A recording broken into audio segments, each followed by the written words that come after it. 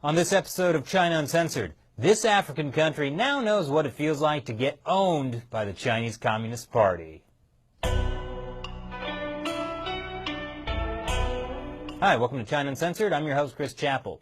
Zambia is a landlocked country in southern Africa, and it's poised to be the next African country to fall prey to the Chinese Communist Party's predatory lending practices. The news service Face to Face Africa gets straight to the point, asking, is Zambia Africa's first casualty in China's takeover after defaulting on loan payment? Well, technically it's not the first. Don't forget about Djibouti. But it could very well be the next, and it's all happening under the radar.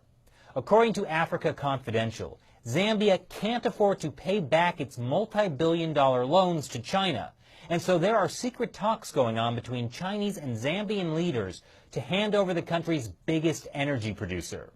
The report says the state electricity company ZESCO is already in talks about a takeover by a Chinese company. ZESCO supplies electricity to about 80% of households in Zambia. So signing away control of a strategic national asset is a big deal. But it doesn't end there.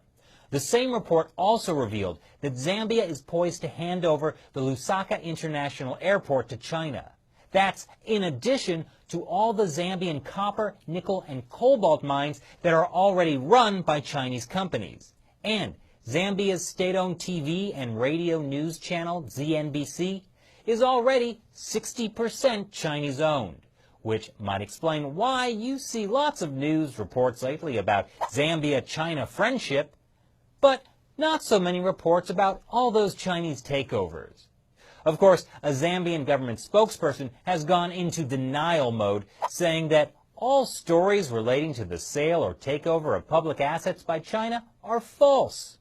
But investigative reporters from Africa Confidential say Zambia is getting owned by the Chinese Communist Party, literally.